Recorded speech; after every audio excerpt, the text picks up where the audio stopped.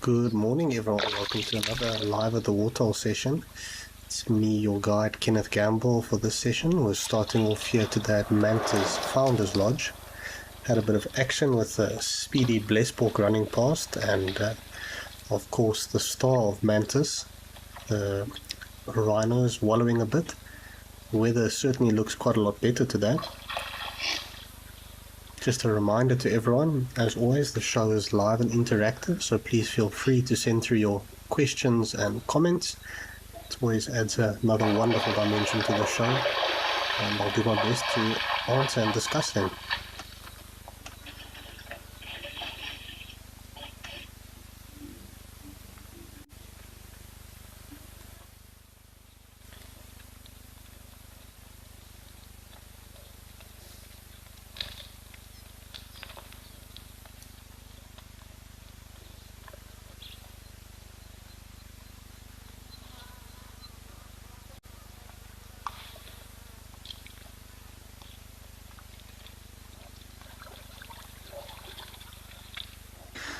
There we have another blesspork, actually coming for a drink for once.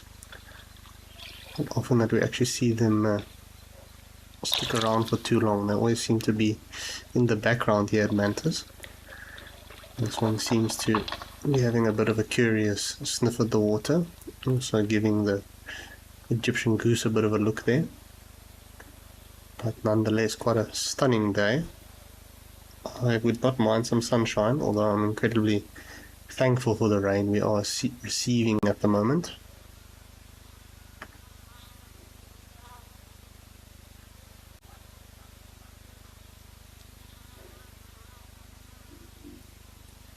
Mr. Elemental, sounds like you've got a relatively similar weather pattern as Hoedspruit does at the moment. It's also cool and cloudy, but once again, yeah, I'm ever so grateful for all this wonderful rain at the moment. I know parts of the Kruger Park are receiving massive amounts of rain. There's quite a few rivers in flood at the moment. Some roads have been closed. I saw a report in the very northern region part of the Kruger National Park. There was around 300 millimeters of rain. It's an immense amount of rain that's coming down. It definitely caused a lot of localized flooding and damage. I think to put it in perspective, that's basically that area's entire rainfall for the season in a couple of hours. So yeah, it's quite intense. Got some very picturesque, stunning zebras just watching around here. Looking quite striking and beautiful.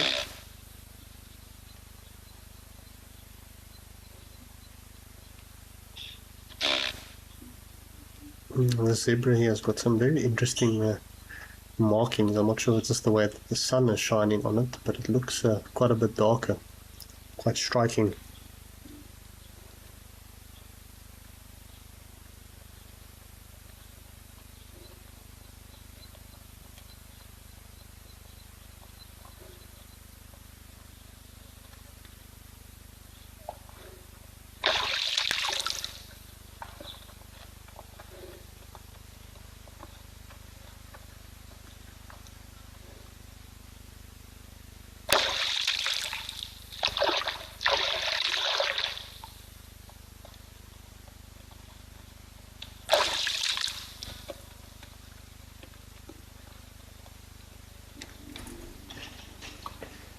Jason Stein, you'd like to know, does all the rain make it more difficult to see the game due to more watering holes? It certainly does. You start to find there's a lot of ephemeral pans, as they call them. These start to fill up with water, so you've got a lot more water spread out, and in turn the game also doesn't need to head to one certain water hole, so they can move out a bit. Also, generally the areas further from these main water holes have better grazing, so now all of a sudden the herbivores have access to better grazing, and they don't need to focus on degraded or poorer quality grazing that's maybe left at these water holes due to trampling or overgrazing. And of course, while it is raining, animals don't do much. They try to seek a bit of cover or stay quite still. Thankfully, birds are quite active, so maybe that's another reason why bird watching is so awesome. And no matter the weather, there's always something to be seen. It's of course a bit unpleasant if it's raining, but nonetheless, I think that's the speciality or the enjoyment one must get from nature, finding different facets to focus on.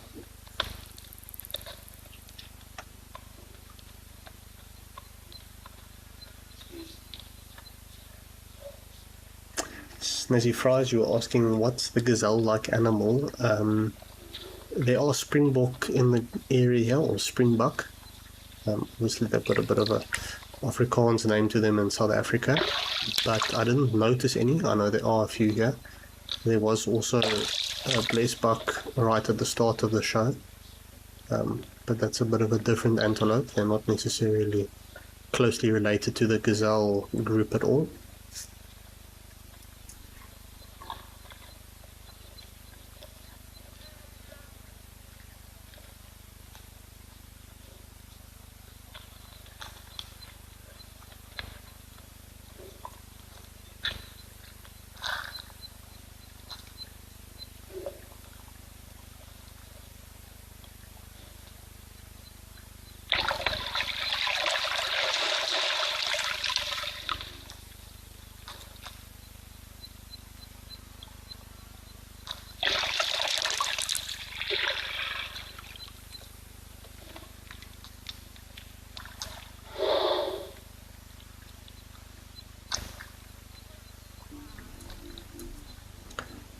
Why do you like to know why do I think elephants are so intelligent? It's quite a broad question. Obviously, there's different definitions of intelligence. I mean, it's not like an elephant could do algebra or varsity subjects, but they do definitely exhibit levels of intelligence and sentience. But I think if one looked at it a bit more in the case of the animal kingdom, I would say it's got a lot to do with the fact that they live so long. They live about 60 years or so, and they live in very close family groups. So the knowledge that they develop or learn over the time is passed down from generation to generation, and they obviously have got very large developed brains with strong memory and emotional centers. It's in that way people say elephant never forgets. They're able to remember places, individuals. We see them showing empathy when an elephant passes away, or the way they seem to mourn a bit. And it can also be said the way a matriarch leads a herd is what ensures its survival during the tough times of the year in the African bush.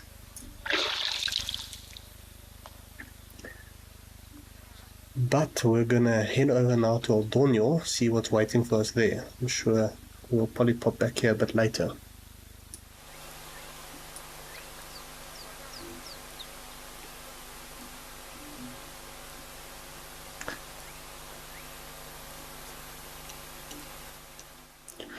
We've got a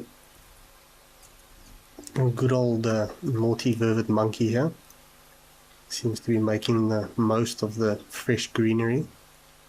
I'm sure he's also looking for a few grasshoppers to munch on. Little jokers of the bush. It's interesting to see them like this here at Aldonio, willing to be so exposed. Obviously they try to stick to the trees or the thicker vegetation. It's obviously their safe space. But vulnerable and exposed here to birds of prey or other predators.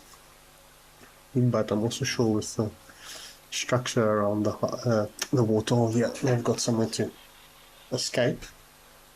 And of course, I'm sure someone is keeping watch for any signs of danger.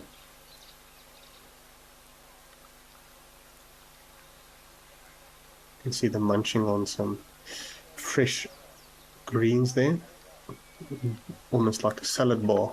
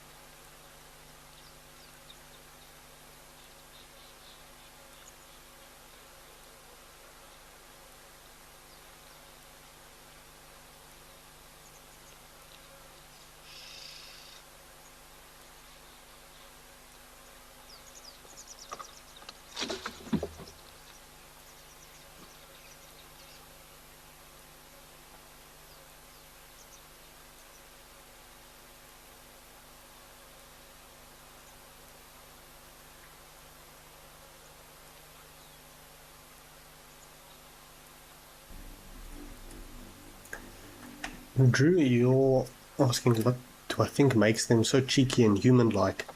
I think sometimes we see a lot of ourselves in them, or sometimes the nonsense they get up to. I think especially in touristy areas, we can see them being quite naughty as they try raid restaurants or tourists. But I think we see a lot of those human qualities, especially if you their faces are so expressive. So I think with those forward-facing eyes and the eyebrows that they move quite a bit, it just really also shows a lot of emotion or expressions. And they're also very social, so I think it's also maybe in a way a lot more closer to home or relative. But they're definitely always very entertaining to watch. It's just not fun if they're raiding your tent or your accommodation while you're on safari, of course.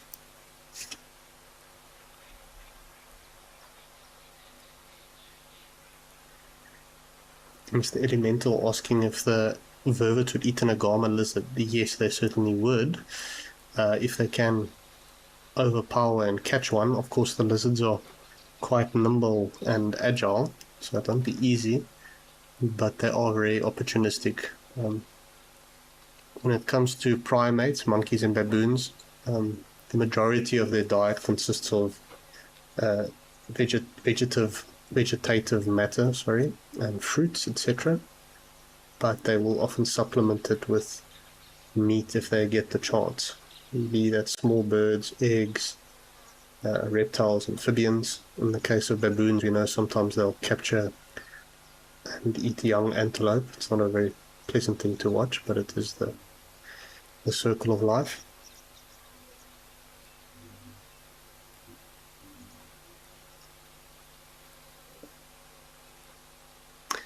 There was from George mentioning how the cuteness of these vervets belies their naughtiness. You are 100% correct. I think that's part of their act. They try to distract you with their cuteness while they are raiding or stealing things from you.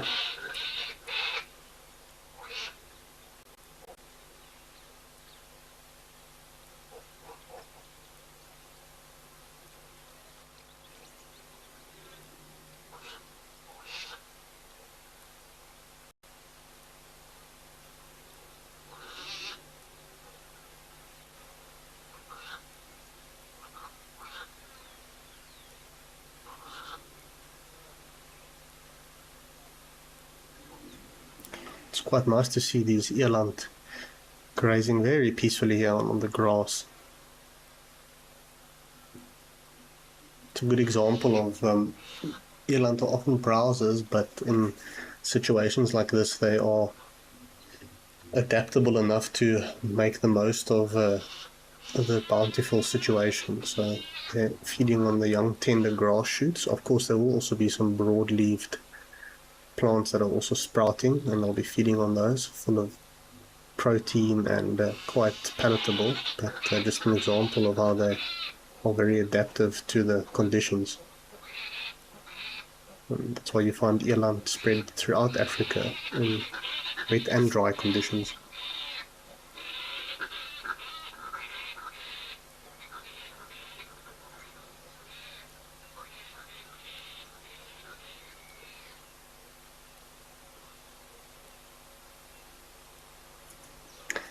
Actually, I think your question ties in very well all with what we were just saying about the eland, but you asking, why do I think the vervets are so successful across so many habitats? Generally, the animal species that's the most adaptable or generalist in a way, they will always be favored in many different habitats. It's when an animal tends to be very focused on a certain niche, it can operate very well in those conditions, but as soon as they start to change a bit, or there's a bit of a drought or too much rain and that habitat is badly affected, that tends to result in extinction essentially. And also they can't really, their population is capped, they can't spread out beyond that habitat, whereas your animals like vervets, impalas, etc., being generalist allows them to colonize many different habitat types, and it comes down to the fact that they're able to eat fruits, grass, leaves, whatever's flowers, even whatever's essentially on offer, they can make use of. So it's quite useful because you essentially are able to make the most of a very tough situation. If the rains are late, then you can start feeding on leaves. Until the grass starts to grow, then you can switch over, wait till the fruit start. So that's one reason why you will find vervets in a myriad of habitats. From my experience, you don't often find them in Mopani bush. There's not really too much fruiting or flowering plants. It's not a very diverse habitat when you're in a Mopani thicket. But aside from that, you'll often find monkeys here and there.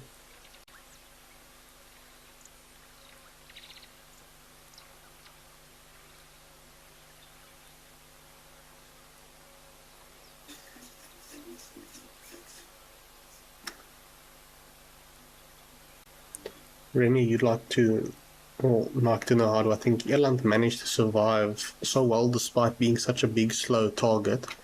So their size is deceiving. They can move quite quickly. Obviously, they are maybe not as fast as the smaller antelopes, but they can move quite quickly, and they're also quite endurance runners at the same time. That being said, an eland can jump up nearly about 2 meters. They are the antelope in Africa that's capable of jumping the highest, or the largest not the highest, but Africa's largest antelope that can jump incredibly high.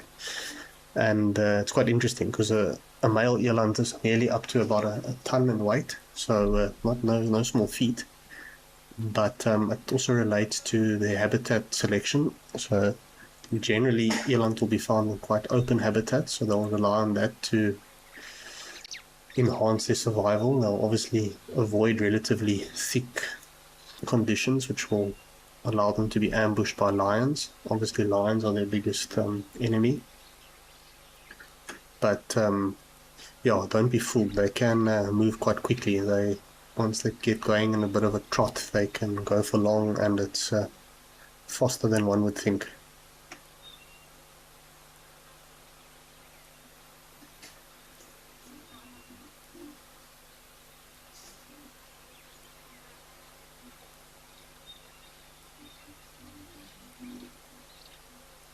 Liv, exactly, you're spot on. Yeah, most of our intra-African migrants are very much in touch with the rains across the continent.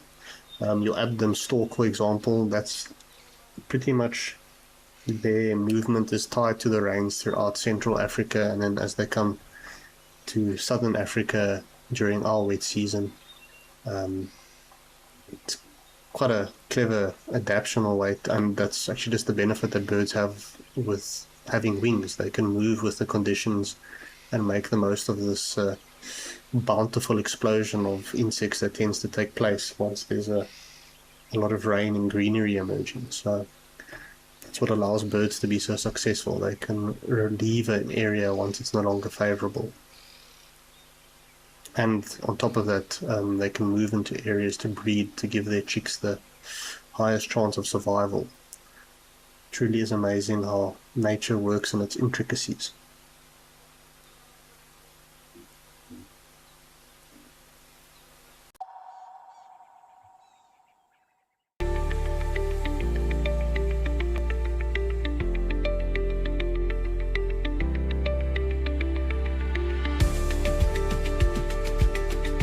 We'll see you out on safari.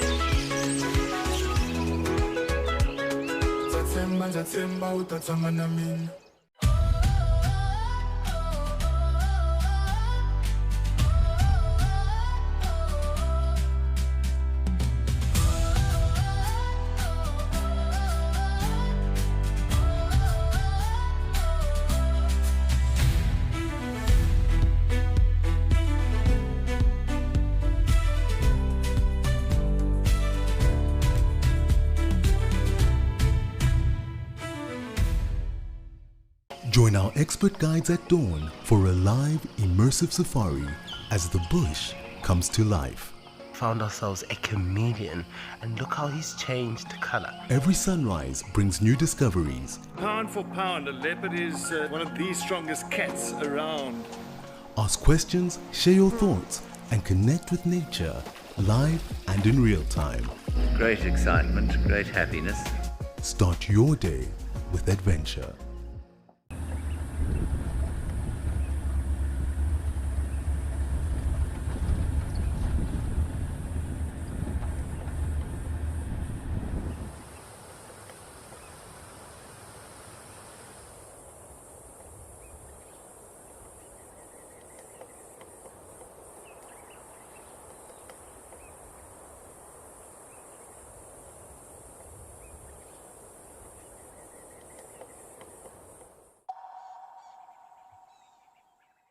But they are. They have horns. Female blessbuck have horns. So your gazelles also, the females have horns. Obviously very reduced in the female compared to the male. Sometimes it doesn't look like they have horns, but they do. Obviously the same trend in the female eland. Their horns obviously look big due to their size, but never as thick and well developed as a male's. Oryx or gemsbok are another example. The females also have horns, but certainly it's interesting.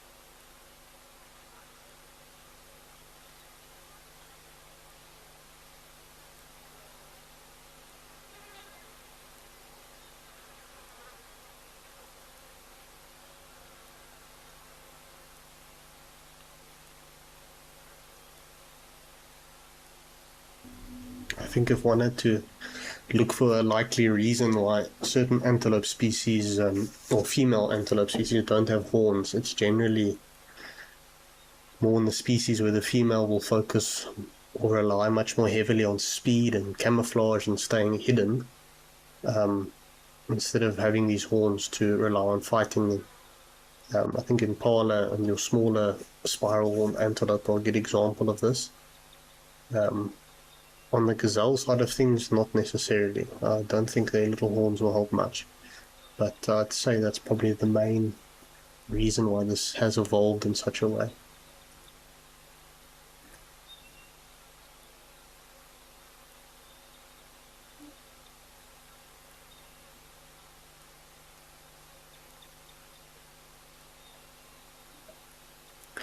Well, while our eland take it easy here, we're gonna hop on over to Stony Point and see what's going on in the Western Cape.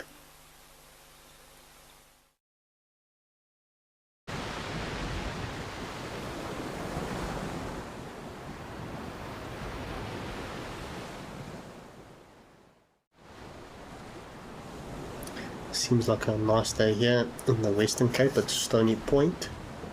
Penguins are having a bit of a tanning session, soaking up the sun's rays. They're looking very happy. I see a few Egyptian geese. Just once again testament to how adaptive Egyptian geese are.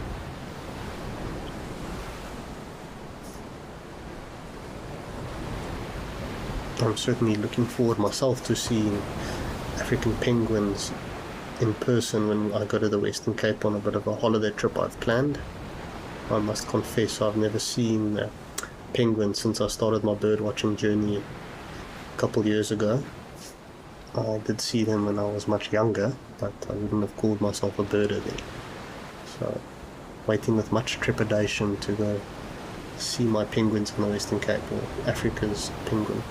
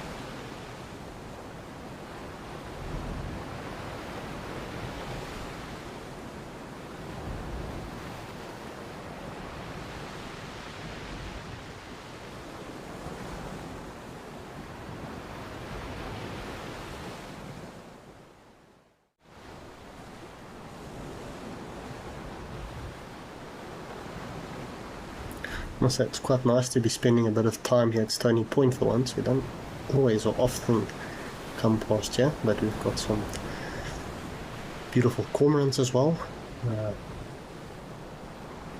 To my eye, this looks like its old name was white-breasted cormorant, but it's now the great cormorant.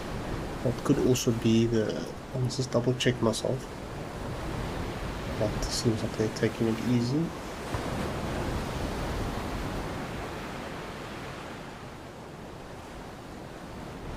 Yeah, definitely your great cormorant now, as it's known. No longer the white-breasted cormorant. It did like its old name, it was a bit easier.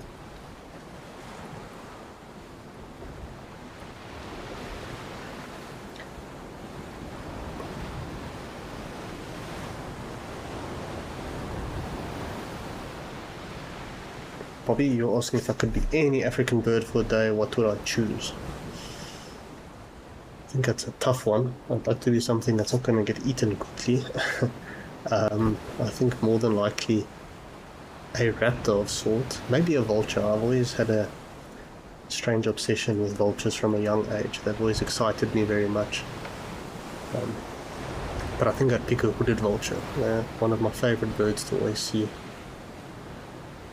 Then again, their diet is not very exciting, so maybe a middle-of-the-road white-backed vulture would be a safer bet. Just have to get used to eating leftovers.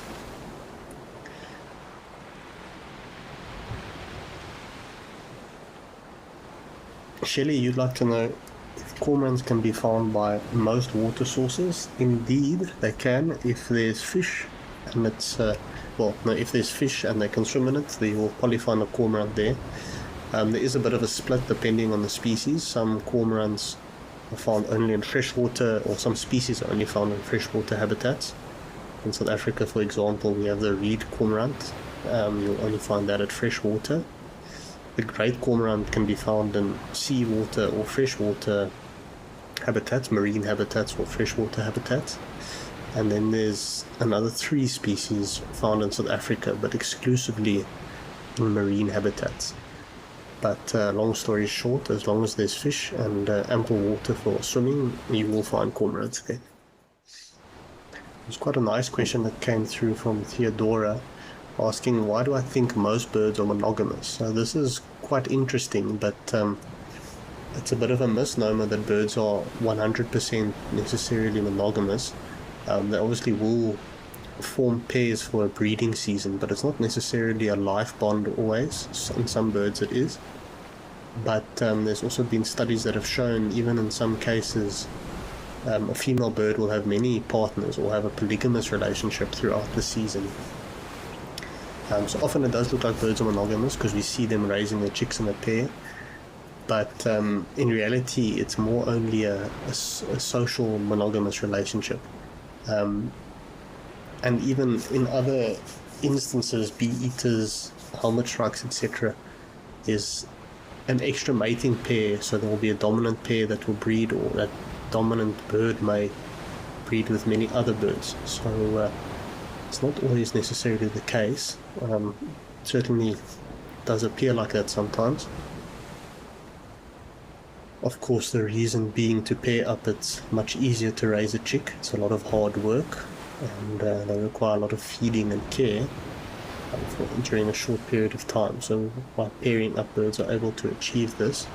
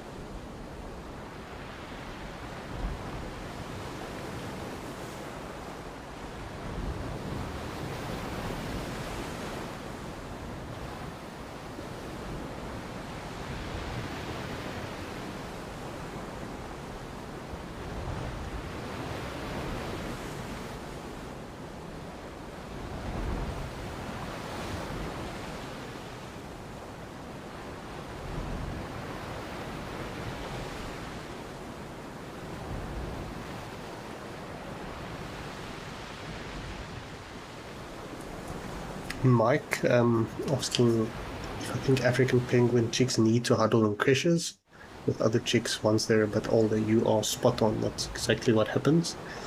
They generally form small little creches of about 5 to 10 with similar aged birds. Sorry, a bit of a tongue twister.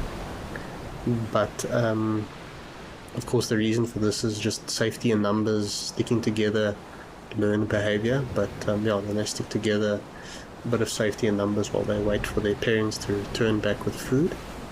But definitely a very normal phenomenon that we see with the various penguin species, and with the African penguin it is no different. It's quite mesmerizing sitting here watching the kelp ebb and flow on the waves as they come into shore. It's certainly a very idyllic day at the moment in Stony Point. I'm sure there's quite a few tourists enjoying the sights and sounds of the penguins and all the other marine birds here. It's quite a busy time of year as we approach Christmas now, but always exciting when there's lots of people taking an interest in nature and its conservation thereof.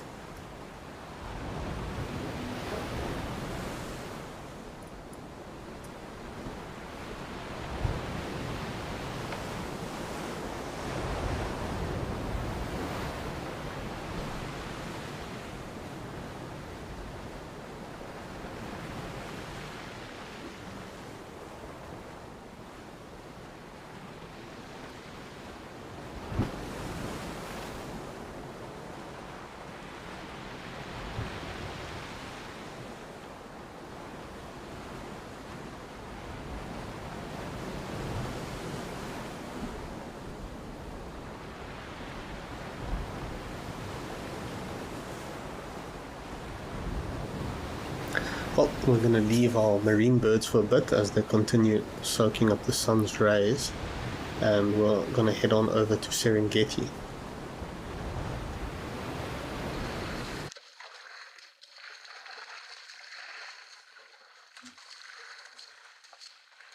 Well, that's quite a nice surprise here at Serengeti Explorer.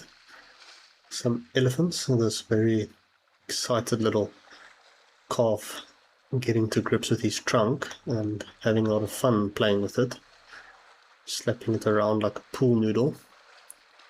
Certainly Having a lot of fun cooling down in the heat, I'm sure.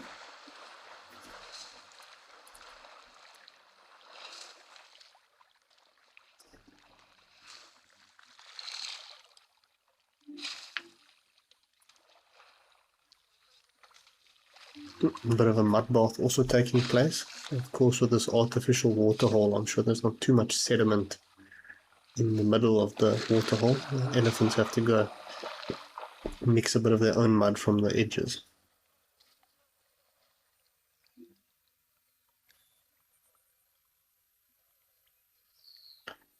And as quickly as they were here, they've quite rapidly disappeared. It was certainly much of a pit stop.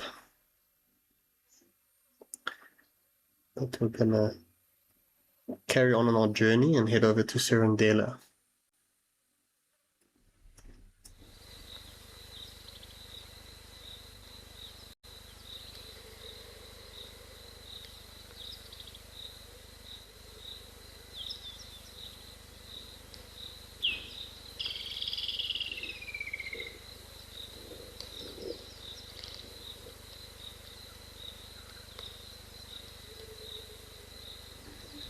Well, looks like the weather outside my window at the moment, very overcast and cool, but you can see how wonderfully green it's looking at the moment. Our ever-present hippo resident is taking it easy. I'm surprised he's not feeling too cold, but he's wallowing quite happily.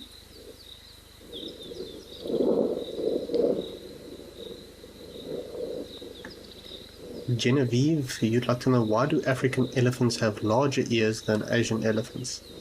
It's a good question. It's an interesting one. So your African elephants have much larger ears due to the fact that they live in hotter and more open environments.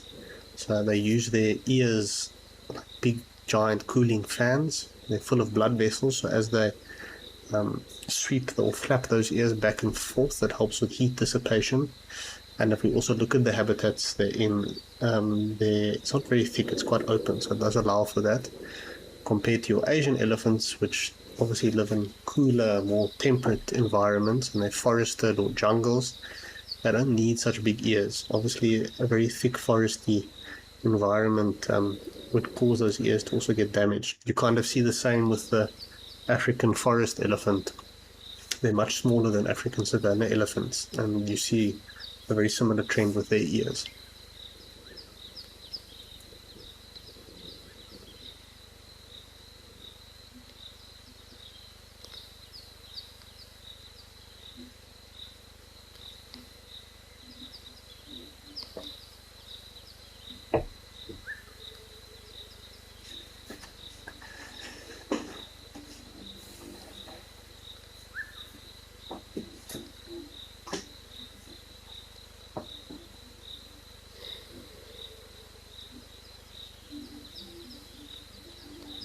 Well, we're going to leave our dozing hippo here and head over to Founders and see what the rhinos have in store for us.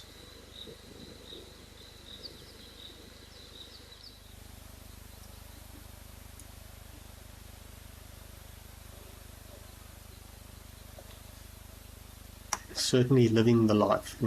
Zebras seem to be scratching themselves on the rock ever so slightly, but taking it quite easy. I do love this pose the rhino has taken up, resting his chin on the water's edge there. Certainly quite a fantastic pose.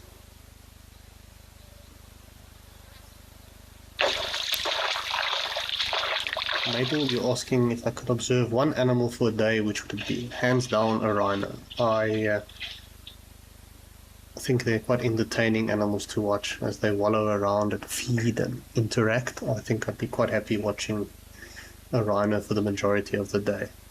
If not that, certainly a buffalo bull or elephant bull. I think they're also very interesting to watch with their mannerisms as they go on about their daily life unhindered.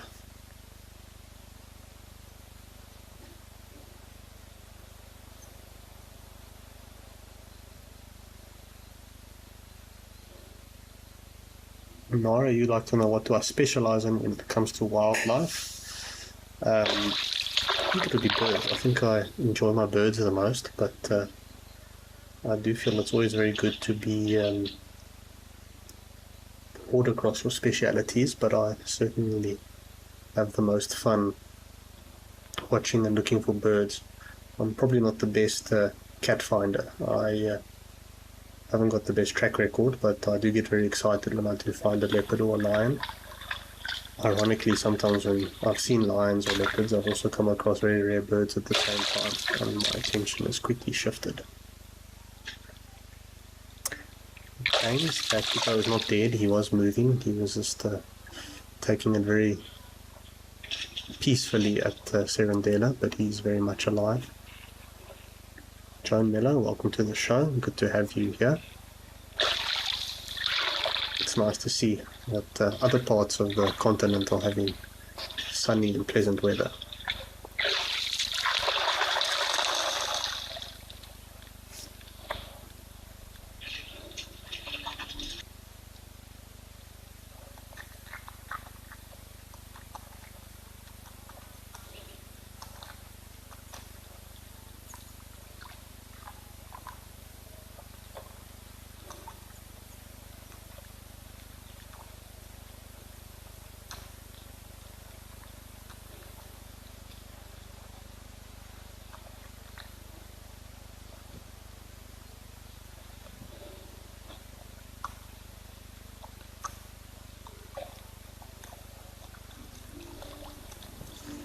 Willow, you'd like to know if white rhinos overgraze, or can they overgraze? Of course they can, very much so. Obviously, any animal can overgraze. It's more due to the conditions in the 21st century we find ourselves, where our animals, especially rhinos, are restricted to protected areas due to the risk of poaching. So unfortunately they are fenced in areas, and these areas can still be large, but of course only so much of a population can be sustained, and it's a double-edged sword as we try conserve all the rhinos we can, but the habitat can only sustain so much. So if I can imagine this area around this waterhole maybe slightly overgrazed, but more to an extent it will be shortly cropped. But we can see these rhinos are in good condition and looked after. There may be supplemental feeding during drought times to look after them. But yeah, I know a couple of years ago, maybe about 5 years or so, there was some bad droughts in the low-veld region, and quite a few white rhinos in the more wild national parks areas were actually affected. They don't do very well under drought conditions. They lose quite a bit of condition and can actually starve to death. It's actually for that reason in the very dry, arid regions you find black rhinos, not necessarily white rhinos. Etosha is a good example of that. They are white rhinos, but black rhinos are much more numerous and plentiful in Etosha. They're much more well adapted to those arid and dry conditions, especially their feeding habits.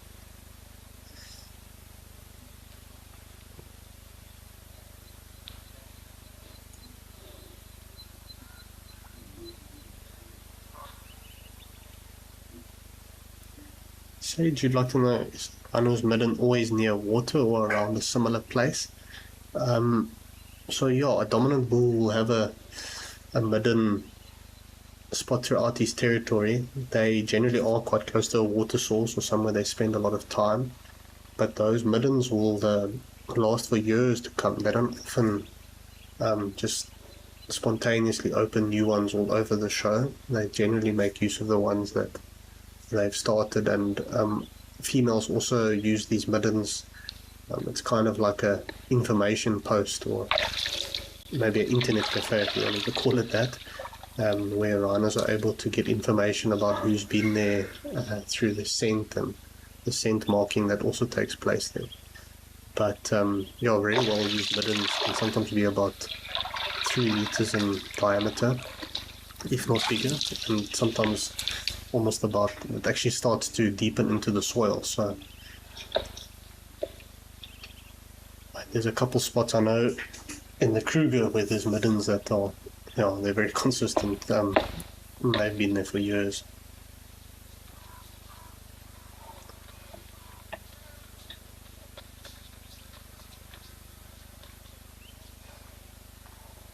Quite a peaceful day with the rhinos just sleeping it away. Egyptian geese floating by, and ever-present zebras taking it very leisurely.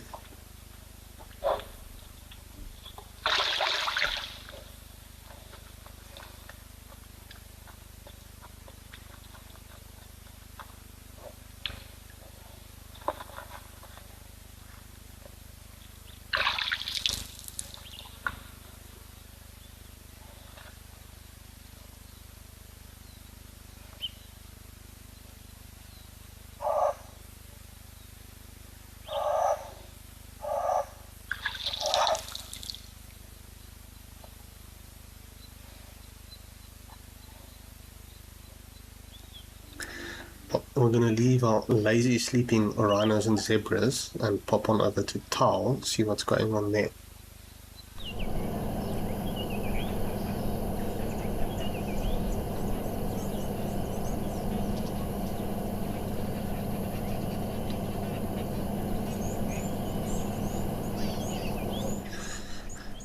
Nice yellow-bill stork. I got very excited for a second. I actually thought it was a white stork.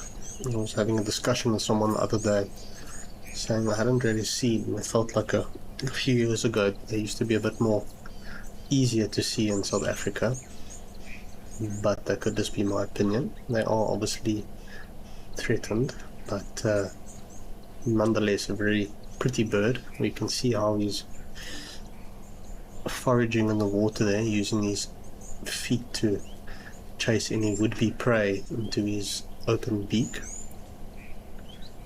It's quite interesting to watch their display. Sometimes they'll also lift one of their wings up to help herd fish or amphibians into their waiting mouth.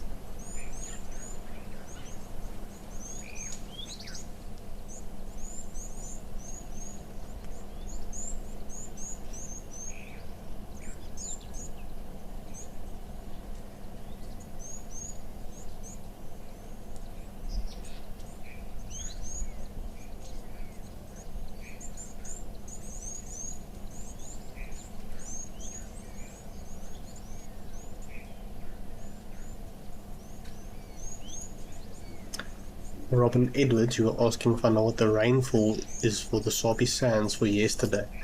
I'm not specifically sure. I know here in Hoedspruit, as of this morning, it was about 100 millimeters of rain, so quite a bit, but that's a little bit south. I have a feeling it's in that region, but probably a little bit higher. I know the south of the park is receiving quite a bit of rain, so I imagine there was also a fair bit, but of course rainfall can be very fickle.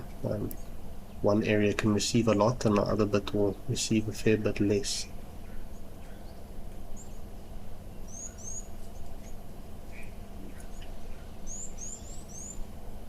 Phoenix, you're asking if there's any storks that are migratory birds. Yes, of course, there's quite a few stork species that are migratory. The Abdon stork in Africa is an intra-African migrant. They move around the continent. They've recently returned to southern Africa for the summer. The white stork from Europe is a migrant that visits us. Obviously it nests in Europe, but they definitely do migrate. Those are the two off the top of my head that I can think of, but there are quite a few other storks that are migratory throughout the world.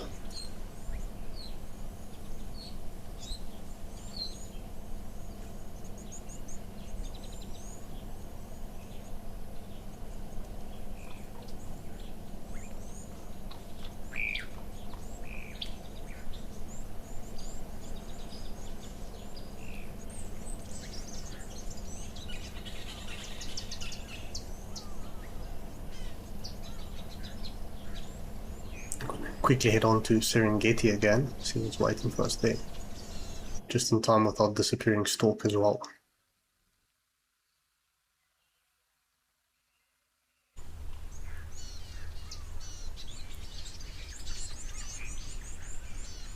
Oh, we've got a nice close-up of a hammerkop here.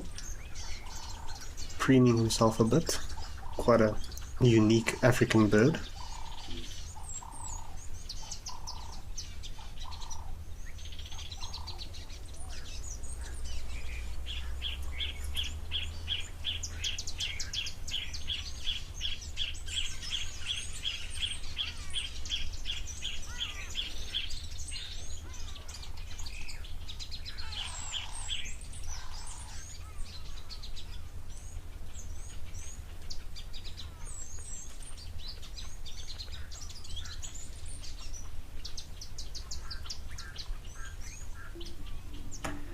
Cool if we could see our hammerkop try catch some fish or frogs, but I see he's focused a bit more on cleaning himself. It's interesting to note that the hammerkop is in a unique family of its own. It's the only member of its family, and of course a very unique bird to Africa. Its closest relative is the shoebill stork, which is once again another unique African bird. But nonetheless, a very cool looking bird. It's funny that its name hammerkop is derived from Dutch or Afrikaans. Doesn't have an English name. If you wanted to give a direct translation, it would be hammerhead. And I think that would relate quite a bit to the shape of their head. It looks a little bit like a hammer.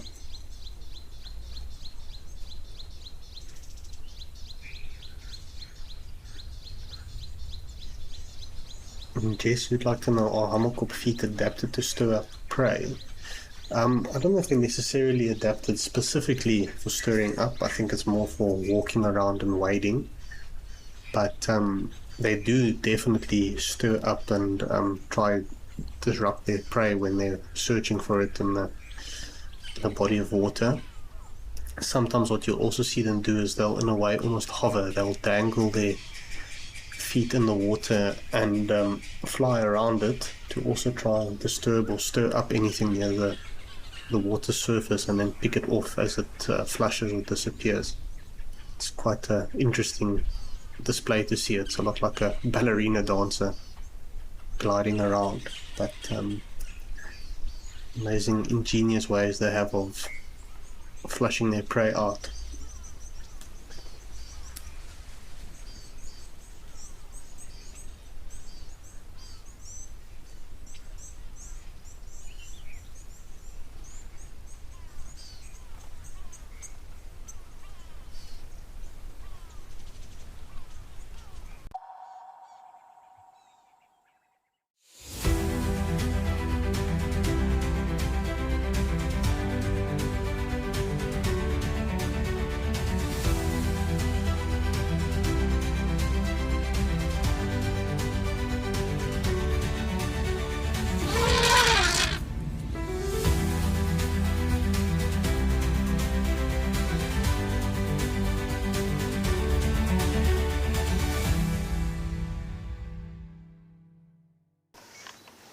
Even a hyena coming into the action as well now.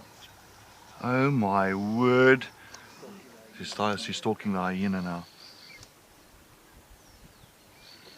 Leopard, hyena, lion, all together in one shot. Oh! Whoa. This is action-packed.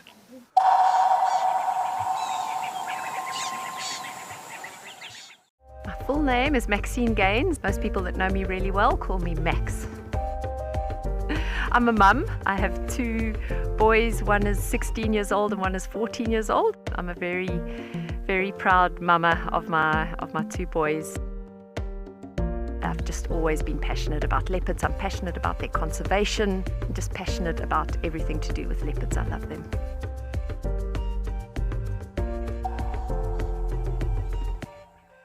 Join our expert guides at dawn for a live, immersive safari as the bush comes to life. Found ourselves a chameleon, and look how he's changed color. Every sunrise brings new discoveries. Pound for pound, a leopard is one of the strongest cats around. Ask questions, share your thoughts, and connect with nature live and in real time. Great excitement, great happiness. Start your day with adventure. Out here, every wild moment counts, and as a Wild Earth explorer, you will not miss out. Watch the Wild Earth channel ad-free 24/7, and you can even rewind if you have missed out on something. Enjoy the behind-the-scenes video clips as well as fireside chat, or get the early offers on our travel experiences. It's the best way to stay connected and be part of the Wild Earth family.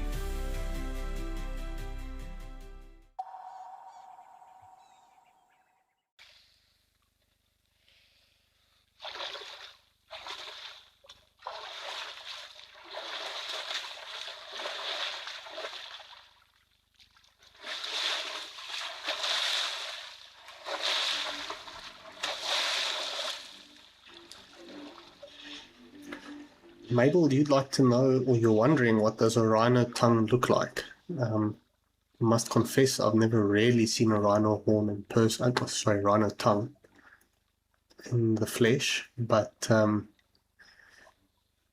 imagine it's quite a muscular and thick tongue, used for dealing with. I think in the black rhinos, even more so, quite thick and tough to deal with. Prickly vegetation that they feed on, but I think I would liken it to maybe a cow's tongue, if anyone's maybe seen that, or quite similar to that in color and texture, maybe not as broad, but and I think that goes for most herbivores. Their tongues tend to all be quite thick and muscular to deal with the vegetation that they feed on.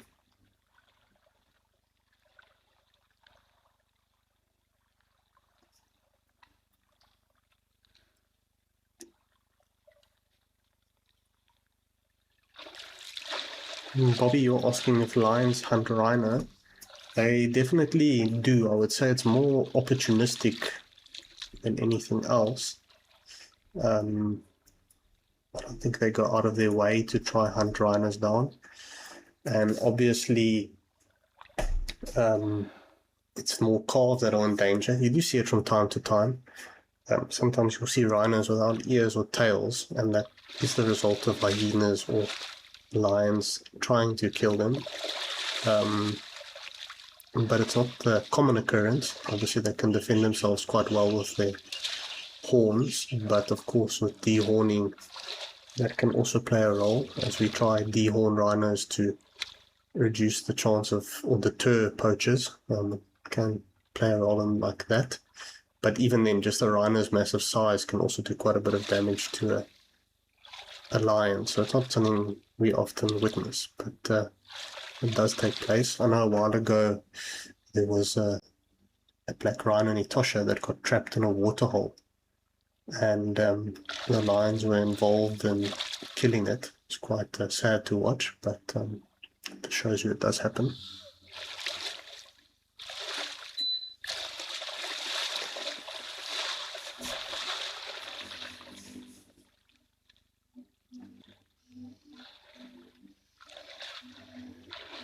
Remy asking if I've ever witnessed a lion pride taking down prey. Unfortunately not. I've never been lucky enough to see a lion hunt myself. I've seen attempted hunts, but I've never seen a successful one. I've seen lions trying to hunt the warthogs, and also trying to hunt some wildebeest, zebra and buffaloes, but I've never actually seen it come to fruition. It was always kind of half-hearted attempts. The warthog hunt was in Botswana, and that was probably the closest I'd seen a lion coming to catch its prey, but was unfortunately unsuccessful. Bearing in mind, almost about 70 to 80% of lion hunts are actually unsuccessful.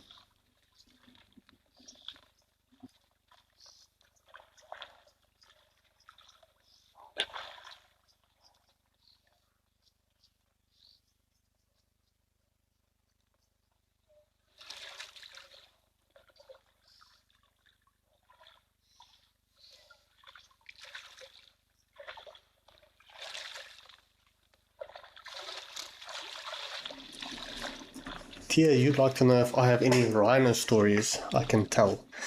I don't have any harrowing rhino stories, fortunately none on foot or anything. I have seen rhinos on foot a couple of times, and it's always been a pleasant experience, but I have been charged a few times by rhinos on a game drive vehicle. I wasn't driving, but it was quite exciting in those moments. Naturally, of course, it was black rhinos that were charging. They tend to be a bit more aggressive compared to white rhinos, but I've also been charged that by a white rhino. It's quite intimidating when they're barreling towards you. They can often seem so docile, but if they're not in the mood for it, it can go south quite rapidly. But fortunately, I've never had to climb a tree or get out of the way of a charging rhino. I do remember once, actually, as a young boy walking in the bush with my dad, and we went to check a waterhole near a boma, and we looked at some tracks in the water, and we were heading back to the game viewer, and afterwards we realized that the 3 termite mounds under the tree were actually not termite mounds, but it was 3 sleeping rhinos that didn't move a muscle while we walked around the waterhole. So that was quite funny.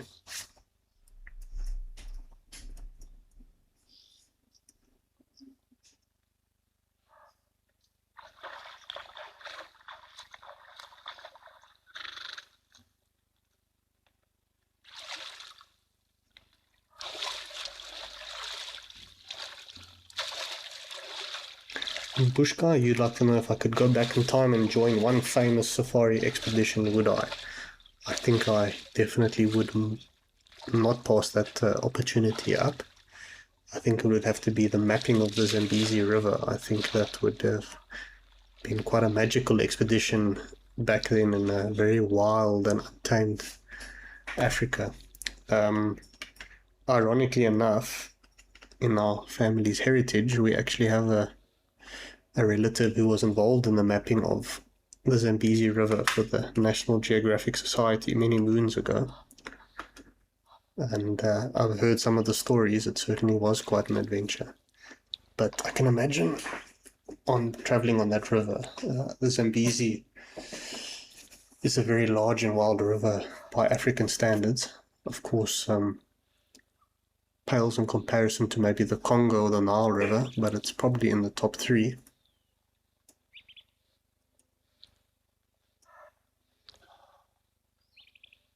And I think back then wildlife was very prolific, and it was certainly a wildlife paradise along the banks of that river.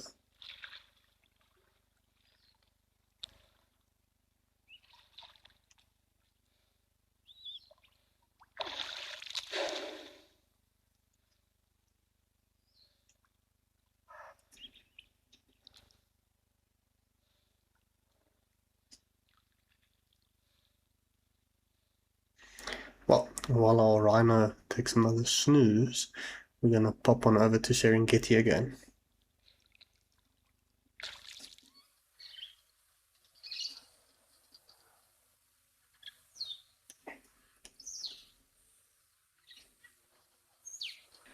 Oh, that's quite cool. Our hamakop has a mate. So they are a pair, obviously. Hamakops do form a monogamous pair, as we were discussing, between monogamous and polygamous, but they form a pair when they're nesting. Obviously, these two are preening each other a bit. I'm sure they have a very large nest nearby.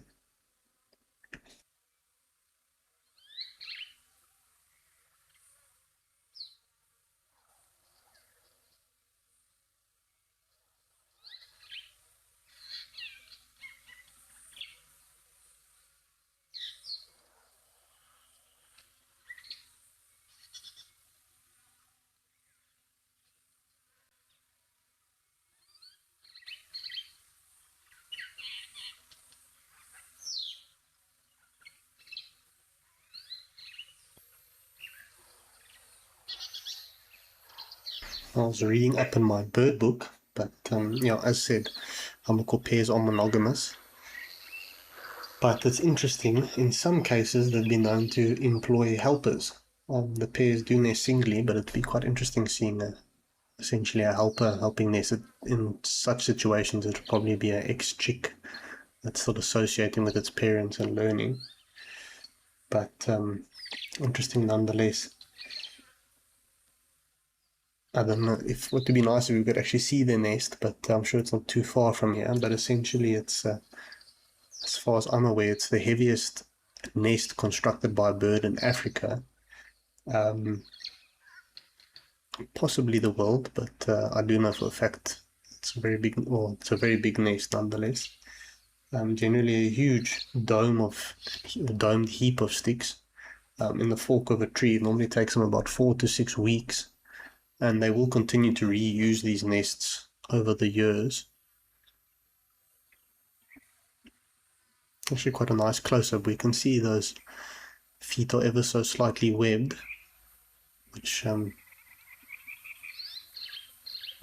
obviously help with their slightly aquatic lifestyle. You won't necessarily see a hammerkop swimming or floating around like a duck, but it obviously assists their wading lifestyle when they look for prey.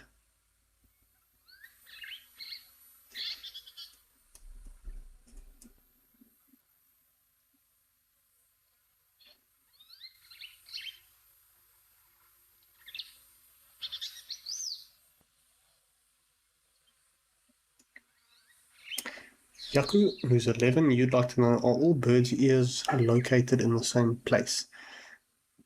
They are. It's just, of course, a bird's ear is not very easy to see, generally covered by feathers, and it's quite a small, unnoticeable hole or ear, essentially.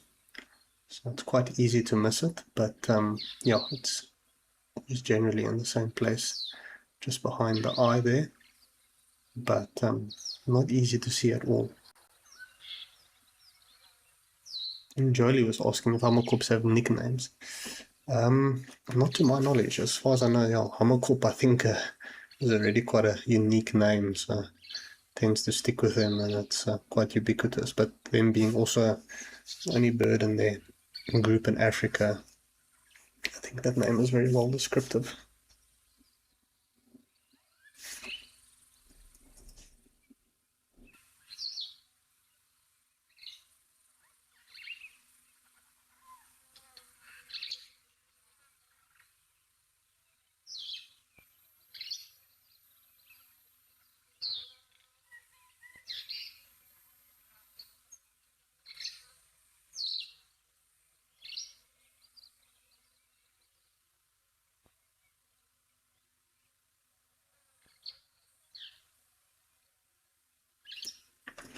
Shelley, you'd like to know, can birds react to sounds we cannot hear?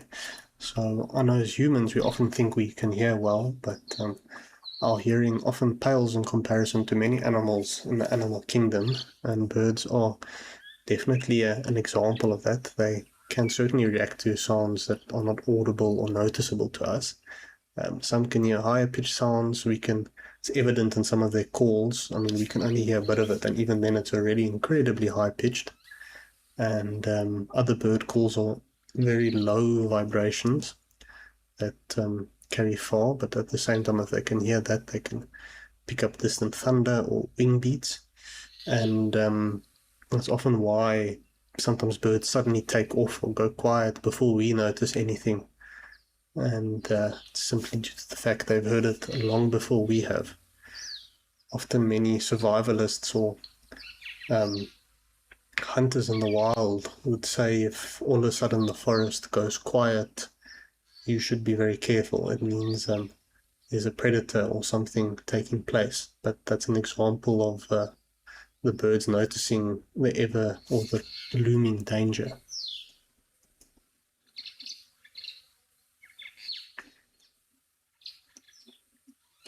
Melanistic marble, definitely. I'm very sure their nest is not far from here. It's nice to see them taking it peaceful here by the waterhole. They probably got out of the elephant's way earlier, but I'm sure they do have a large tree nearby. It's quite prime real estate. I'm sure there's plenty of frogs hanging around this waterhole. I know we've seen plenty of iguanas also hanging around in the rocks. The hummerkorps would definitely go for that, even though they're not necessarily specialized for that. Frogs would be their preferred food source.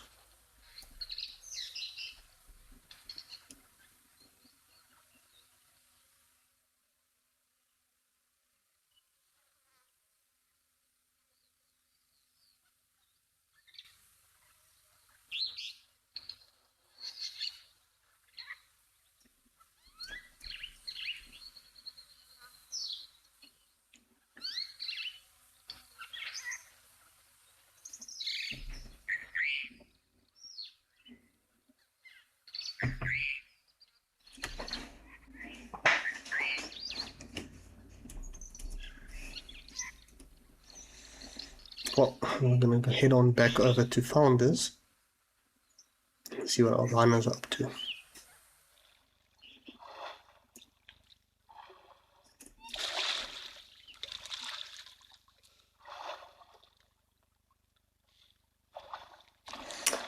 Now we have a miniature rhino,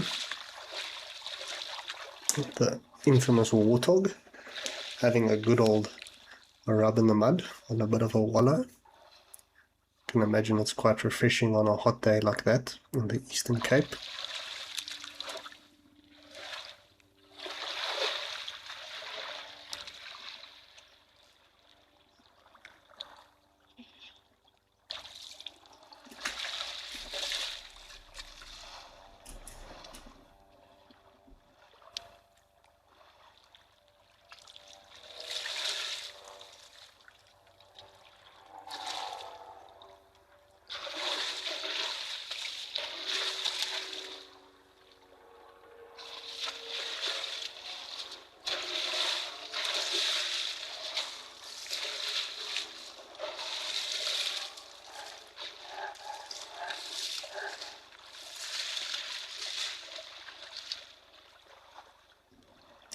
Quite a nice rhino pool party taking place, and we even have a giraffe joining us.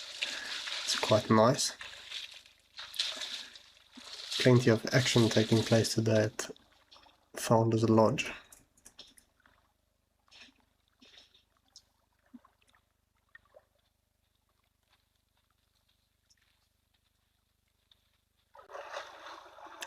Ingrid, you'd like to know if warthogs have more fur on their knees to protect them?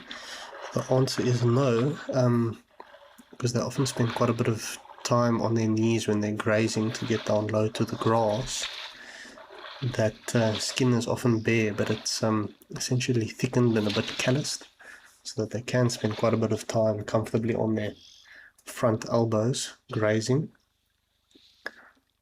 But in general, aside from their mane, warthogs are relatively hairless. The rest is just bristly hair like one would see on a pig, but their mane is quite a striking feature of theirs.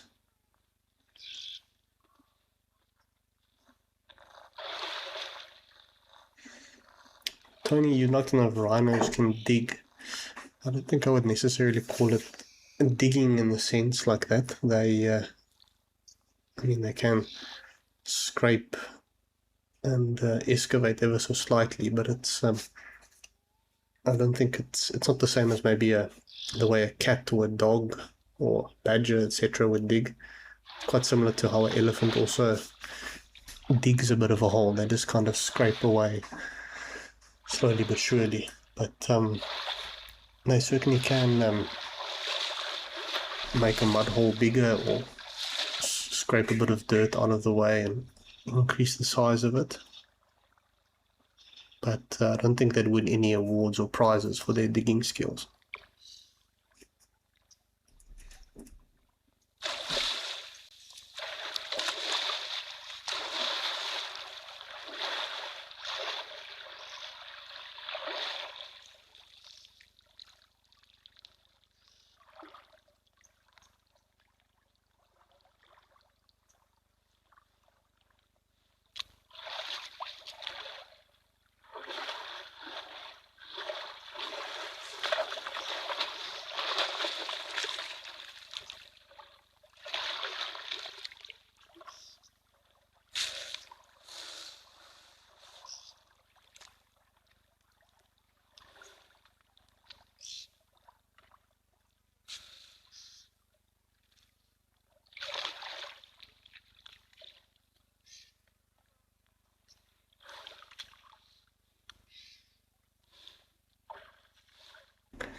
This giraffe is certainly quite curious, with this big rhino lying in the water.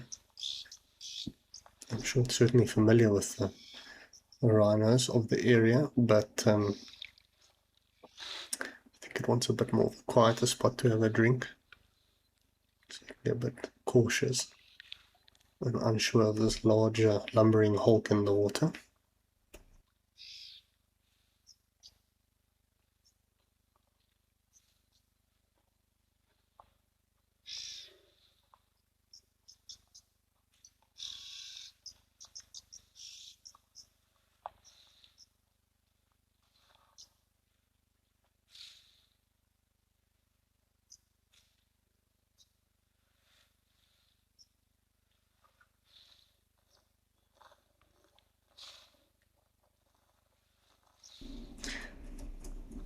Yaku, you'd like to know if I could ask a giraffe one question about their neck, what would it be?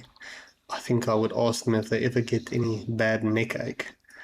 I feel like sometimes if I sleep at the wrong angle or sit at the wrong angle, my neck gets a bit stiff, so I can only imagine what it's like for a giraffe having a long neck like that. Even though they have the same number of neck vertebrae that we do, I can imagine it's quite a sensitive story. All those muscles working to support that weight. Quite a few giraffes joining now. This bull giraffe does not seem to be too concerned about this rhino. The meeting of giants taking place here.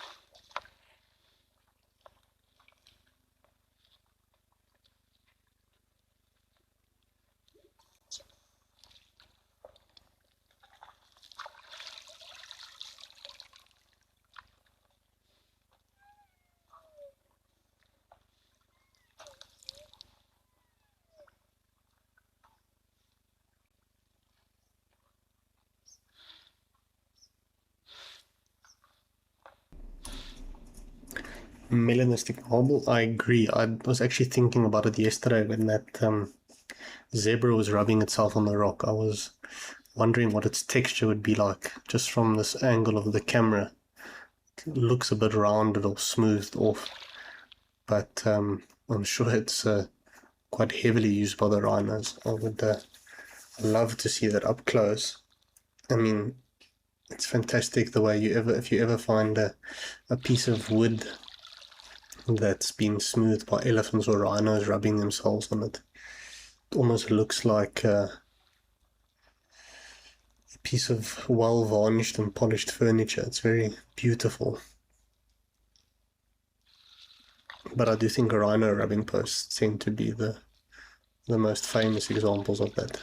Elephants will also rub something to an extent where it's quite polished, but not to the extent that rhinos do.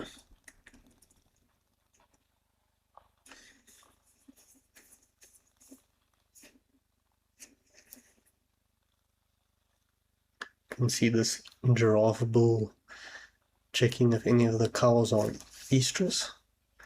As we were discussing yesterday, with their quite loose herd structures, the males will merely pop in from time to time to see if any females are fertile.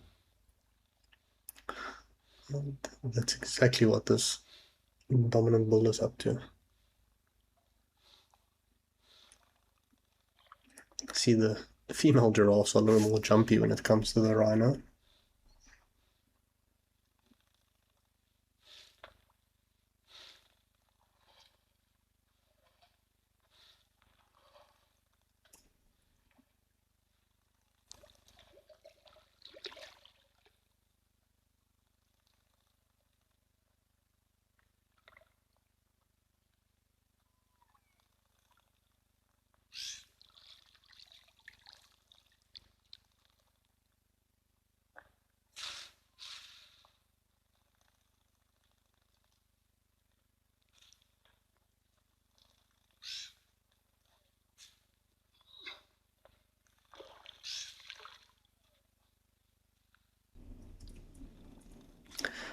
Mike, you'd like to know, are giraffe hooves hollow?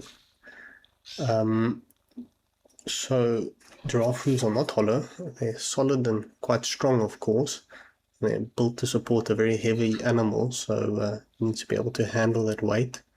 And to the same extent that they deliver such powerful kicks with it. The outer hoof is quite hard, but inside there's tissue and cushioning, but it's not necessarily just a hollow, empty space. Obviously also bone attaching to it, etc. You can see how thick and well developed that area is by their ankles.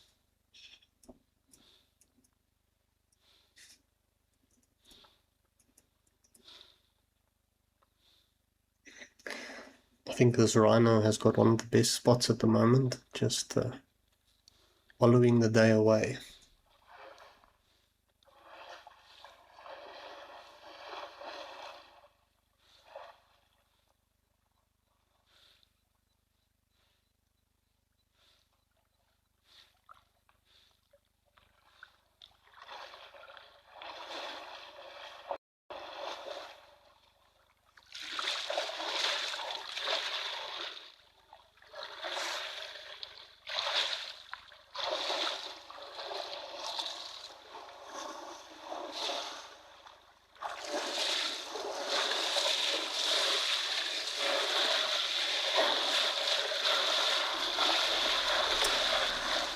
Chaos being caused again with a female rhino and her calf in tow, stirring up the water quite convincingly and chasing away most animals in the district.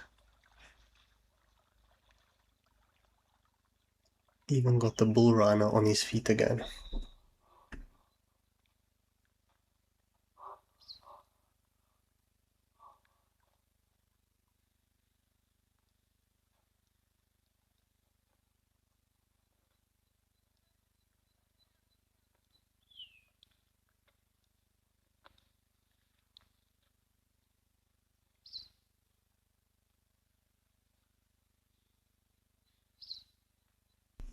Clearly decided to take the shortcut instead of walking around.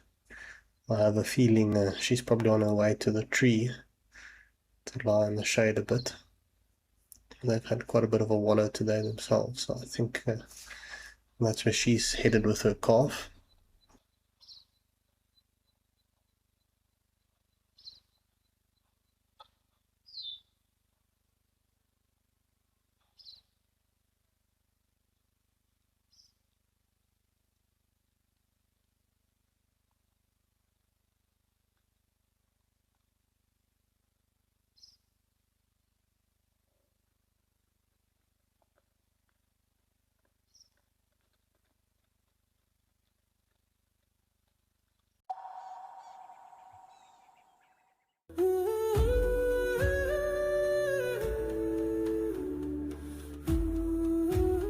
My name is Amy, and behind the camera with me is Paul.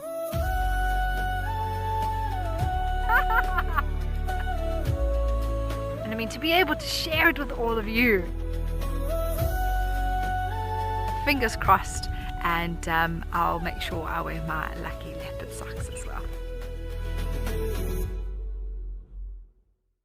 The Wild Earth Impact Foundation is a non-profit that uses the power of wildlife storytelling as a force for good. We create sustainable development projects that showcase conservation stories, empower people, and inspire environmental action. As a registered South African PBO, you can make a tax-deductible donation to the Wild Earth Impact Foundation. To find out more, visit our website.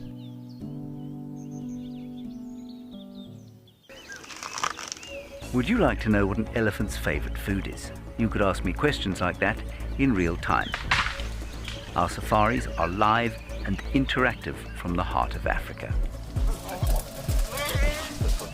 Over here. Watch Safari Live and connect with nature.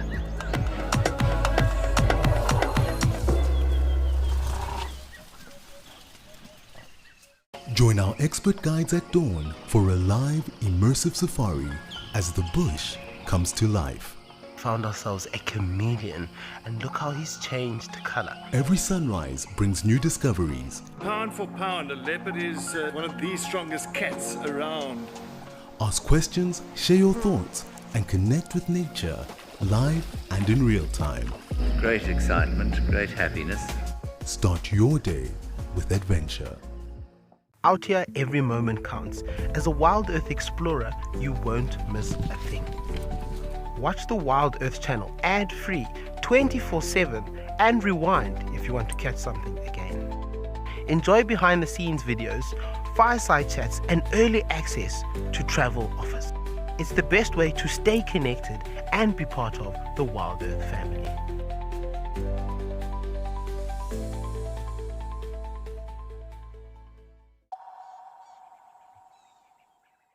Very easy to be disrupted when they're trying to drink.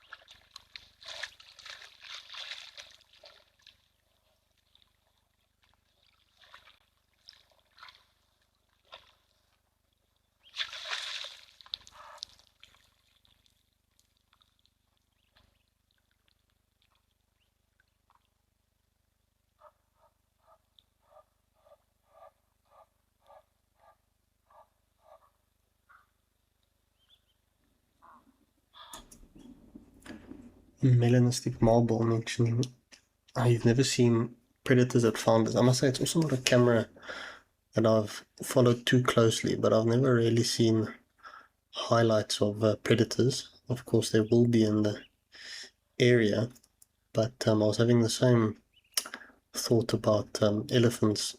I wonder how often they come past here.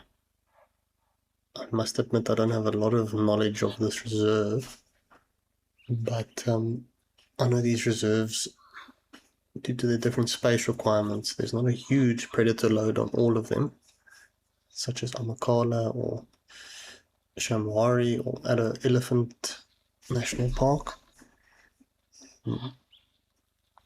But it is also quite a different type of habitat. Moxie with quite a interesting question. Which mammal species has the most subspecies? So it's quite an interesting question. It ebbs and flows. I remember a couple of years ago, giraffes and zebras had quite a few different subspecies, but over time, as genetic sequencing improves, etc., taxonomists and scientists are ever reviewing and changing it. So it changes quite a bit as our understanding grows, but it's also not a fixed thing. As habitats change, subspecies also do. They can revert back to one species, they can separate again. I think the way habitat is becoming more and more fragmented due to the growing human population, we'll probably start to see differences, but it's also quite important for conservationists to manage this and keep gene pools flowing as they would have in more natural times as herds moved around. But I think in the African context, probably plain zebra, and giraffes would probably have the most different species, and at that rate also quite noticeable. For example, I know with black rhinos there's quite a few different subspecies, but it's not necessarily too easily noticeable, and in southern Africa there's not necessarily many black rhino subspecies, but in Central Africa there's quite a few. Some of them have unfortunately gone extinct over time, but I don't think those are easy to see thanks to genetic sequencing. It's become known to science.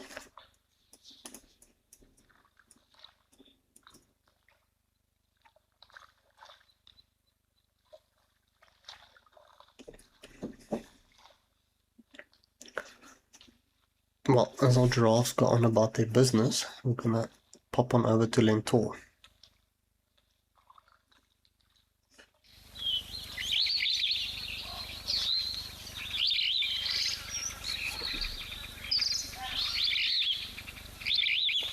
Oh, we've got some stunning little birds here at the waterhole. That's one thing I love about this camera, is the small seed eaters that come to drink, and the camera that picks them up. So we have some firefinches here. I did also definitely see some quelea birds. It's only now firefinches that are left. I will definitely review my bird guide. These look very similar to the Jamison's firefinch we get in southern Africa, but I'm sure there's a chance there's quite a few species in Kenya. I just want to make sure.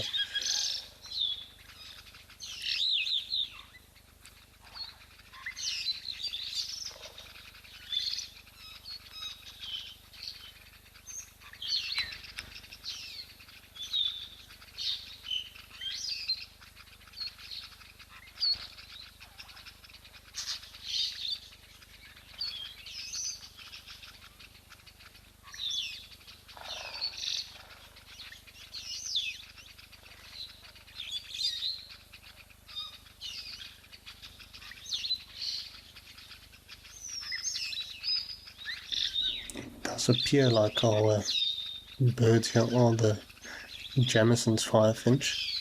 I think there might also be a few red-billed firefinches mixed in here. It's always a bit tough with the camera. Clarity is not always as good as what you would see with a pair of binoculars, but just kind of going off beak coloration, etc. If it was a red-billed firefinch, it would obviously have quite a red beak. Jamison's firefinch has that dark blue grey beak, but it's still very cool that we get to see them like this. There's a quelea that just came in, and these birds are obviously very shy, quite small little confiding birds that you don't often see. If you ever go on a game drive, you might see flashes of them, but they don't often sit still for long, and they generally flush into thick shrubbery and don't sit still and move quite quickly, so it's hard to keep a track of them. Waterholes are a great way to sit and enjoy and see these little secretive birds.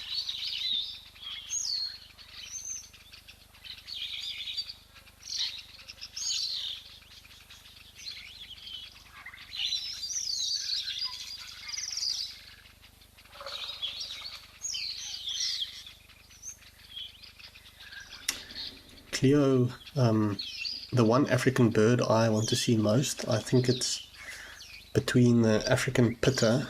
It's quite a rare bird in southern Africa. You can essentially only see it on the geographical line of southern Africa in the summer months, so it's quite a hard bird to go see, and you have to go to specific places. Obviously north of that geographical line they become quite easier to see, but still not easy, but a beautiful little bird, the African pitta. But I do think the shoebill is also very high on my list. It's a bird I would love to see, and I think many birders travel from across the world to see it. I think I would probably say the shoebill a little more than the pitta, because there's quite a few different pitta species, whereas there's only one shoebill across the world.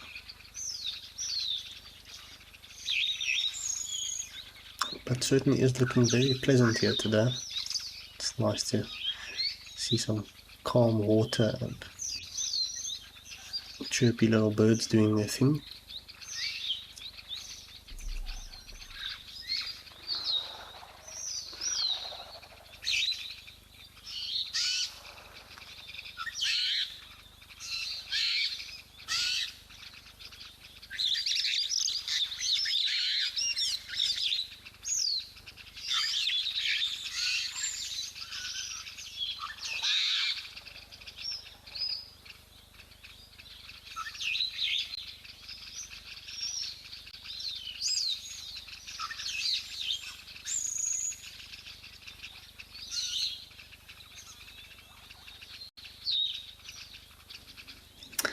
I'm going to leave our little busy birds and head on over to Serengeti again.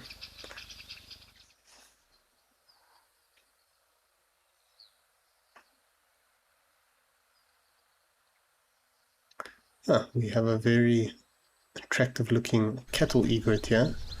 You can see he's very much in his breeding colors. That beak is looking a bit more vibrant than it normally does. It's interesting how egrets and herons are able to flush certain colors in their beaks and the skin around their eyes and faces in breeding season.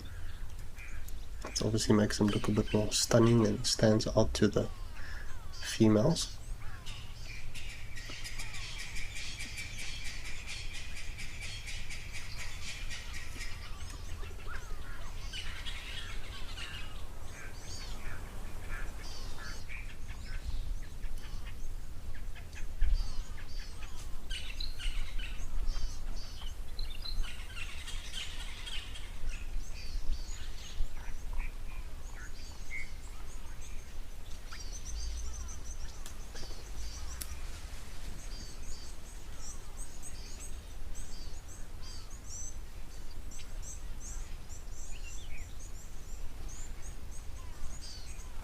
So quite interesting to note that the cattle egret was, in this case it's the western cattle egret, but they were restricted to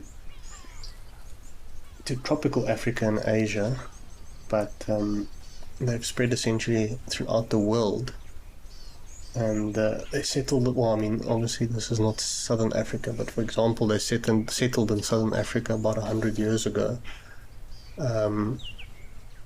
And we could easily tie that with the spread of cattle throughout the world. Obviously, domesticated cattle were not found everywhere, but cattle egrets would have been very closely associated with their relationship with cattle. It's quite interesting to see how mankind has played a role in the proliferation of certain bird species.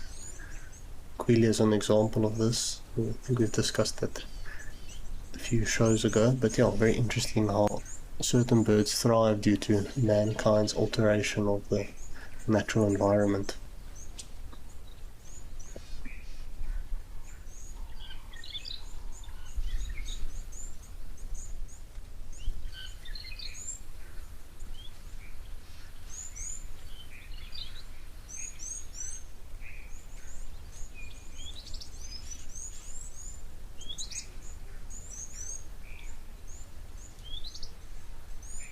Very stunning to see these courtship colors. I wouldn't say he's 100% in them, but you can pick up a bit of it, especially the little brown coloration on his forehead when he turns his head like that.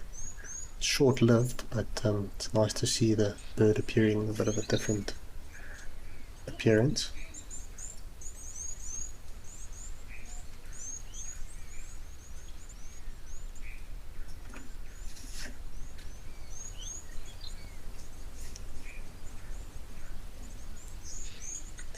Windy, yeah, you are correct. It's not their legs though. Their legs don't really change color too much. But it's more the beak and those feathers on top of the head that turn a bit more pinkish orangey. Obviously for each egret species, egret and heron species, the color changes unique to the species. There's some egrets, their bill is yellow, and during courtship or breeding it turns black, for example, and sometimes it turns more of a brilliant color. So there's no golden rule on what color it goes, but it is very interesting nonetheless.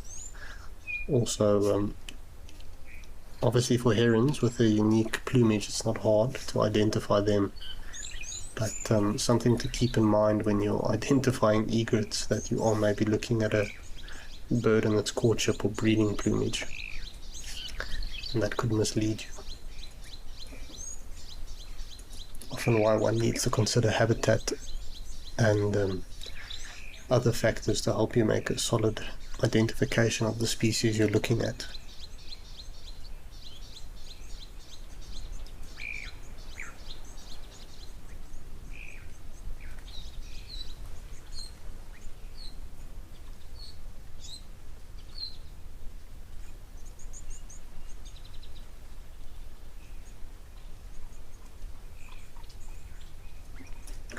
Benji, you'd like to know how and why did I start birding?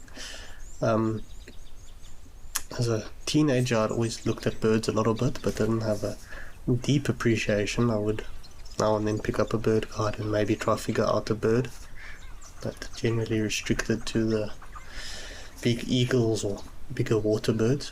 But yeah, having spent quite a bit of time in nature, at one point I thought, well, also thanks to the advent of information on our cell phones, it was quite easy to get hold of a birding app that could make it a bit easier. And I grabbed a pair of binoculars, and for a weekend I thought I'll make a challenge and see how many birds I could see while we were away in a part of the Kruger.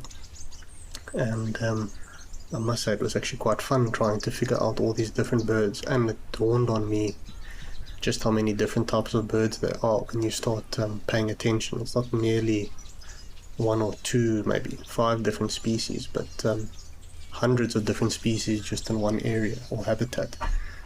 And I think that got quite exciting, because often when you go to game reserves or on safari, there's only a handful of mammal species you can see. Not saying that they're any less striking or exciting, but what really grabbed me was the diversity of all these different birds and how each one is unique and interesting. And ever since then it's been history for me. I've enjoyed my birding quite a bit, and it's encouraged me to go to a lot of different habitats and locations, not just necessarily those with big cats or big animals, but I've learned to appreciate both in conjunction. And in turn it's also helped me develop quite a bit of knowledge and appreciation for plants and trees and the way birds interact with them. So it's I would say it almost opened Pandora's box for me.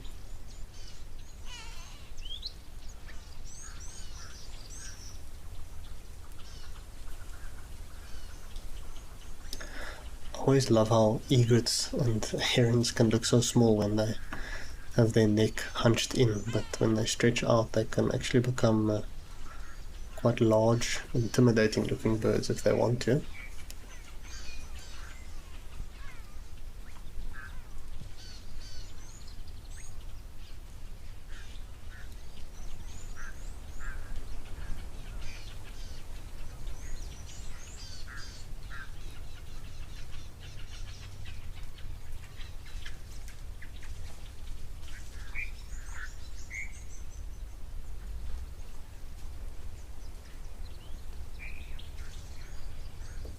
We're gonna leave our stunning cattle egret and head over back to Lentor. I'm sure there's something exciting waiting for us.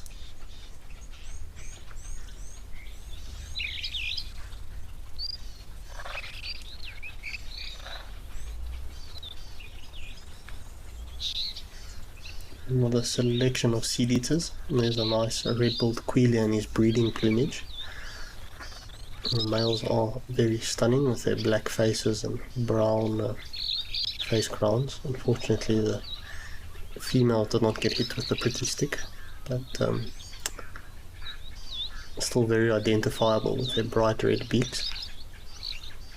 Of course the ever-present firefinch. Also did see a weaver at the back, but not nearly good enough to ID it. Obviously they're favouring this thick thorny acacia or Vachelia branch that's been stacked here by the waterhole.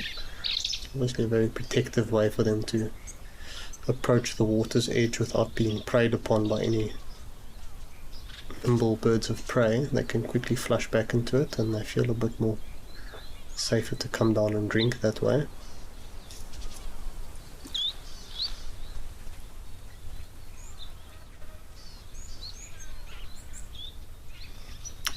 Question from Granny Mango asking which birds only eat fruit. There's quite a few. Off the top of my head I would say turacos tend to chiefly and only eat fruits.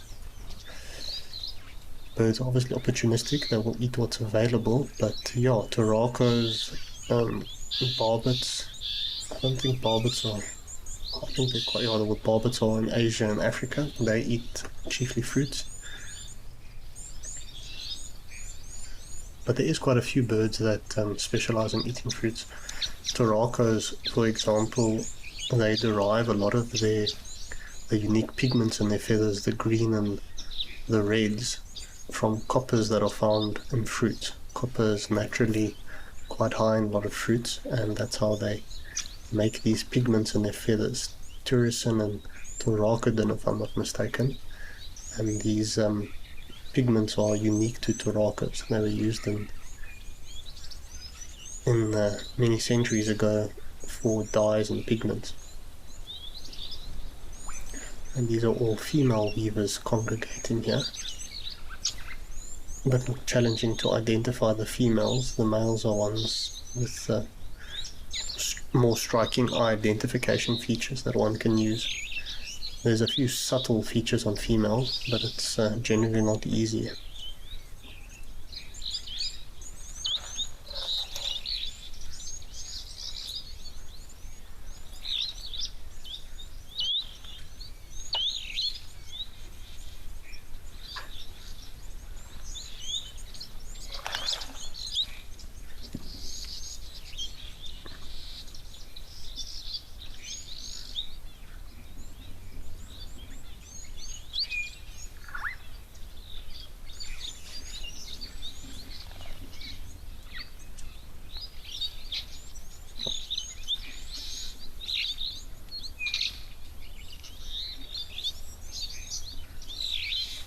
Oh, there's our terrapin. I haven't seen them for a while on their basking log. Shelley, you're asking, are there any birds where the female is prettier? Off the top of my head, one that I can think of, maybe not necessarily as striking as colours, but the African goshawk, for example, the female is much more bigger and imposing than the male. It's quite interesting. The male is a bit of a grey coloration, but the female is much bigger with browns and whites. Certainly a lot more intimidating size-wise compared to the smaller male. So I'd say that's one example.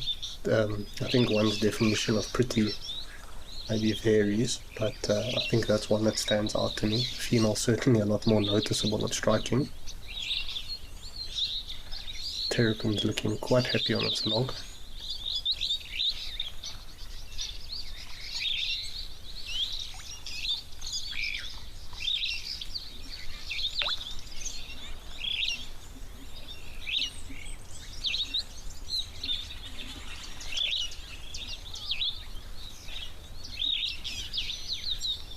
Melanistic marble, I do agree. I think we've having quite a Christmas show this year. Yesterday we had the baboons here entertaining us briefly, but entertainment nonetheless. And on today's schedule is the bird party. I do always love myself a good bird party. There's so many different species to sit and watch. I must say that's one thing that's always very nice during this time of day to watch the waterhole is generally your birds coming down for a drink, and you would normally struggle to see them while out in the bush, but sitting at the waterhole opens up a whole window for one to sit and watch and enjoy them. You can see a few weavers and even some doves coming in to drink. Wild Earth Travel has a green season special just for South Africans. Explore Botswana's Okavango, a remarkable mosaic of delta and savanna teeming with wildlife. Stay in elegant, luxurious tented camps deeply connected to the wilderness. Discover the Okavango on exciting game drives and tranquil boat journeys.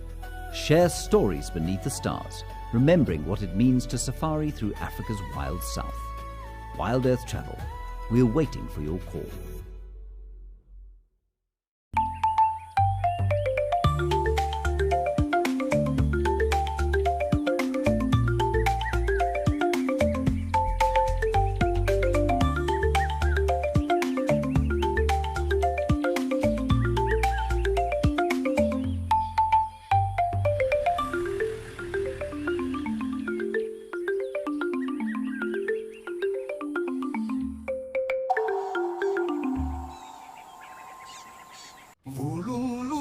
Would you like to know at what age a buffalo calf gets its horns?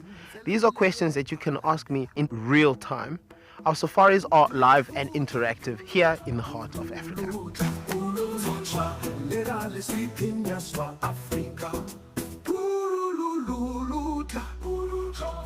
Join me on Safari Live and connect with nature.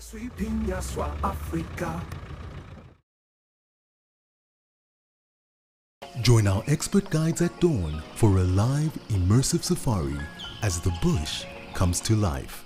Found ourselves a chameleon, and look how he's changed color. Every sunrise brings new discoveries. Pound for pound, a leopard is one of the strongest cats around. Ask questions, share your thoughts, and connect with nature live and in real time. Great excitement, great happiness. Start your day with adventure. Safari, wine, and waterfalls. The ultimate African adventure. Sip South Africa's finest wines. Experience a world-class safari among Africa's iconic wildlife. And stand in front of Victoria Falls, one of the natural wonders of the world. All this can be yours with Wild Earth Travel, where Africa comes alive.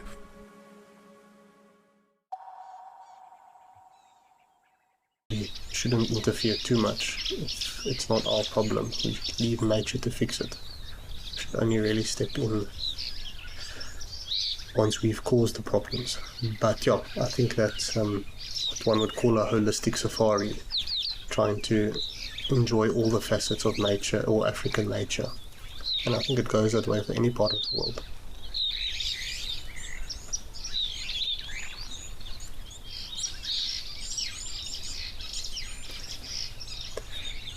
Corey, which birds do I not get hyped about? Would maybe say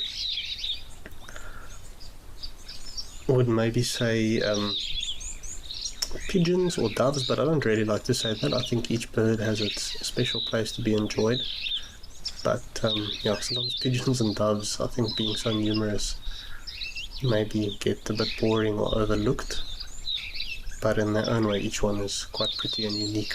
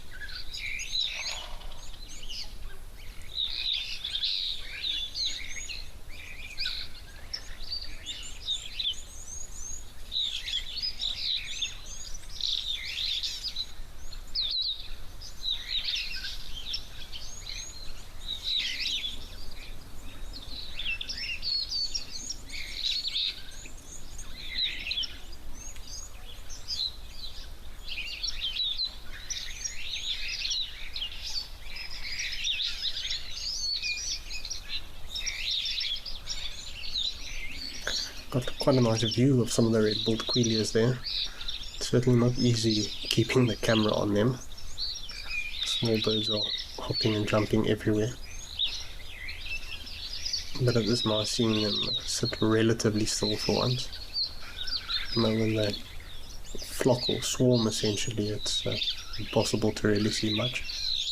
You can see a male there in his breeding colours. It looks very stunning.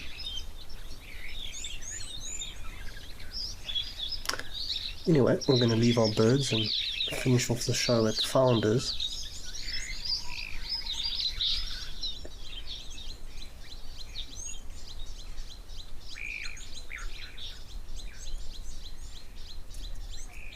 How's that for a ending shot for today's wonderful waterhole session? At this rhino looking straight into the camera, showing us all of his might. Seems like he's decided to move now at the last minute.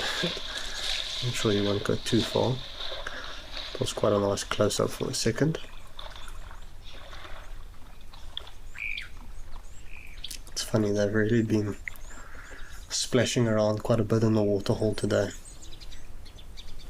I don't know if they're just trying to terrorize the giraffes or they're feeling a bit boisterous.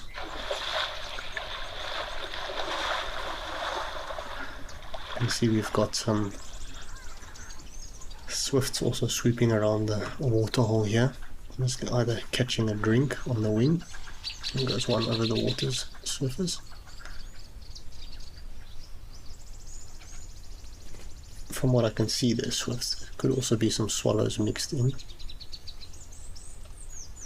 Probably some little swift.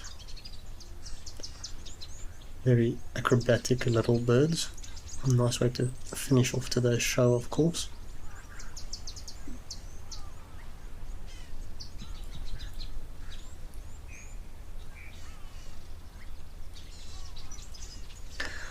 Well, once again, thanks everyone for joining today's session. The weather played along nicely in the locations we were at. Had some wonderful bird watching, some interesting species. Some nice selection of mammals that came to drink and entertain us. I'll see everyone again tomorrow at the next Live at the Waterhole session. But I hope everyone has a great day further.